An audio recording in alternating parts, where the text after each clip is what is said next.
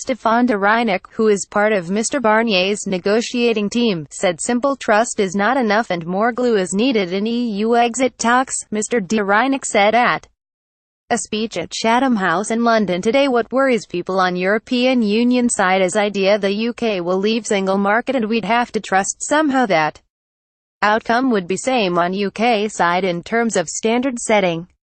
That's not enough glue to keep the system together, that trust. De Rynck was also fairly uncompromising on the transition deal facing Britain. He said new EU rules that come will need to be applied in the UK. No cherry-picking or what one could call a Buffett-style transition where one picks the bits one likes.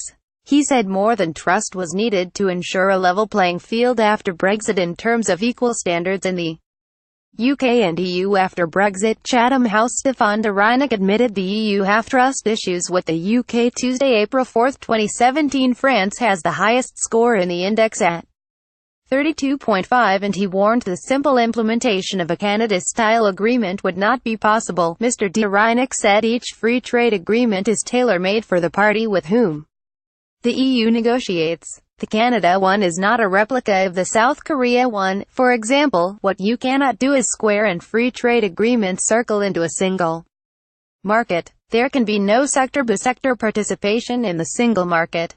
There cannot be a sector-based participation of the single market, and there can't be anything that damages the autonomy of the EU for decision-making. Chatham House Mr De Rynck said Brexit was a loss-a-loss situation and he slated Brexit as a process, saying it was a loss-a-loss situation. He said, "I don't think we'll ever label Brexit a success. It's a mutual weakening of the two parties. Economically for us Brexit is a loss-a-loss situation. How do we minimize losses economically on both sides? It means there will be barriers where they don't exist today no matter how ambitious the free trade agreement could be."